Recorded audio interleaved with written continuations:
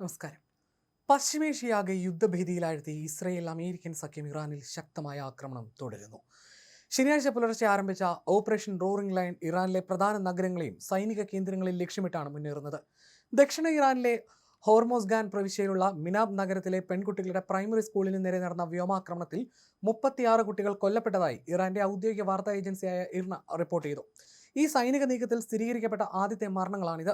ഈ മേഖലയിൽ ഇറാന്റെ റവല്യൂഷണറി ഗാർഡിന്റെ താവളം പ്രവർത്തിക്കുന്നുണ്ട്. ഈ സൈനിക കേന്ദ്രത്തെ ലക്ഷ്യം വെച്ച് നടന്ന ആക്രമണത്തിലാണ് സമീപത്തെ സ്കൂളിൽ മിസൈലുകൾ പതിച്ചതെന്നാണ് പ്രാഥമിക വിവരം.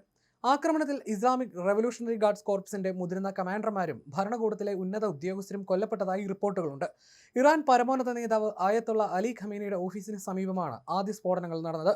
ആക്രമണത്തിന് തൊട്ടു പിന്നാലെ ഖമേനിയെ അതീവ സുരക്ഷിതമായ രഹസ്യ കേന്ദ്രത്തിലേക്ക് മാറ്റിയതായി അന്താരാഷ്ട്ര മാധ്യമങ്ങൾ സ്ഥിരീകരിച്ചു. അതേസമയം ഖമേനിയുടെ വസതി മുഴുവനായി തകർത്തതായിട്ടാണ് വിവരം. ഖമേനിയോ പ്രസിഡന്റ് മസൂദ് പെസഷ്കിയാനോ ലക്ഷ്യം വെച്ചാണോ ആക്രമണം നടന്നതെന്ന ചോദ്യത്തിന് പ്രതികരിക്കാൻ ഇറാനിയൻ സൈനിക വൃത്തങ്ങൾ തയ്യാറായിട്ടില്ല. ഇസ്രായേൽ US നീക്കത്തിന് മറുപടിയായി ഗൾഫ് മേഖലയിലെ അമേരിക്കൻ സൈനിക താവളങ്ങൾക്ക് നേരെ ഇറാൻ ശക്തമായ മിസൈൽ ആക്രമണം അഴിച്ചുവിട്ടു.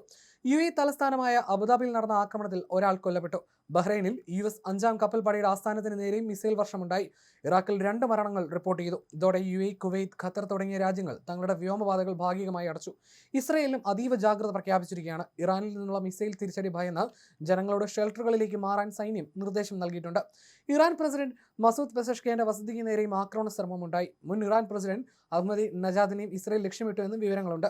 സിവിലിയൻ കേന്ദ്രങ്ങളെ ലക്ഷ്യമിട്ടുള്ള ഈ ആക്രമണങ്ങൾ ക്രൂരമാണെന്നും എന്നാൽ ശത്രുക്കൾക്ക് മുന്നിൽ തലകുനിക്കില്ലെന്നും ഇറാൻ വ്യക്തമാക്കി.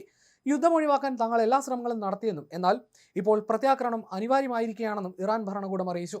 ഗൾഫ് മേഖലയിലുടനീളം യുദ്ധം വ്യാപിക്കുന്ന സാഹചര്യത്തിൽ അതീവ ഗുരുതരമായ സുരക്ഷാ ഭീഷണിയാണ് നിലനിൽക്കുന്നത്. അതേസമയം ഇറാൻ തൊടുത്തുവിട്ട മിസൈലുകളെ തടയാൻ ഇസ്രായേൽ സൈന്യം ശ്രമിച്ചുകൊണ്ടിരിക്കുകയാണെന്ന് ഔദ്യോഗിക പ്രസ്താവനയിൽ ഇസ്രായേൽ അറിയിച്ചു. കുറച്ചു മുമ്പ് ഇറാനിൽ നിന്ന് ഇസ്രായേലിന് നേരെ മിസൈലുകൾ വിക്ഷേപിച്ചതായി കണ്ടെത്തിയതിനെ തുടർന്ന് രാജ്യത്തിന്റെ വിവിധ ഭാഗങ്ങളിൽ അപായ സൈറണുകൾ മുഴങ്ങി. നിലവിൽ ഈ ഭീഷണികളെ തടയാനും തകർക്കാനുമായി ഇസ്രായേൽ വ്യോമസേന സജീവമായി രംഗത്തുണ്ടെന്നും സൈന്യം വ്യക്തമാക്കി. പ്രതിരോധ സംവിധാനം 100% സുരക്ഷിതമാണെന്ന് പറയാനാവില്ല. അതിനാൽ പൊതുജനങ്ങൾ ഹോം ഫ്രണ്ട് കമാൻഡിന്റെ നിർദ്ദേശങ്ങൾ കർശനമായി പാലിക്കുന്നത് തുടരണമെന്നും മുന്നറിയിപ്പിൽ പറയുന്നു. രാജ്യത്തുടനീളം തിരച്ചിലിനും രക്ഷാപ്രവർത്തനത്തിനുമായിട്ടുള്ള പ്രത്യേക സംഘങ്ങൾ സജീവമായി പ്രവർത്തിച്ചു വരികയാണെന്നും ടെലിഗ്രാമിലൂടെ പുറത്തുവിട്ട പ്രസ്താവനയിൽ സൈന്യം കൂട്ടിച്ചേർത്തു. ഇറാനിലെ നിലവിലെ ദുരന്തങ്ങൾക്ക് ഉത്തരവാദികൾ അവിടുത്തെ ഭരണകൂടമാണെന്ന് യുക്രൈൻ വിദേശകാര്യ മന്ത്രാലയം പ്രസ്താവിച്ചു. ഇറാനിലെ ജനങ്ങൾക്കൊപ്പം നിൽക്കുന്നുവെന്നും അവിടെ ഭരണമാറ്റം അനിവാര്യമാണെന്നും കീവ് വ്യക്തമാക്കി.